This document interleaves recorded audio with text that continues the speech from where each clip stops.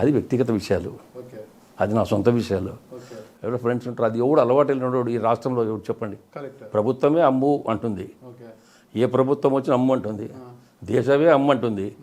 ఎవడు లేడు చెప్పండి నాకు.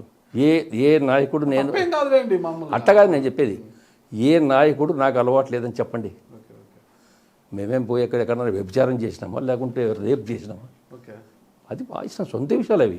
అది చెప్పకూడదు, అడగకూడదు. నేను అడిగేది పబ్లిక్ మీరు కాదు, పబ్లిక్ కాదండి, ఎవరు చెప్పినా సొంత విషయాలు ఎన్నో ఉంటాయి. ఎందుకంటే అలవాటు లేని వ్యక్తి ఎవరు చెప్పండి నాకు, నేను చెప్తా. ఏది అలవాటు ఉన్నా నేను ఇవాళ సినిమాలకు తక్కువ, ఇంటర్వ్యూ సినిమాలు పోతా, బాలకృష్ణ సినిమా వస్తే పోతా, వేరే సినిమా చూడను. ఓకే అది నా అభిమానం బాలకృష్ణ రెండే అంతే.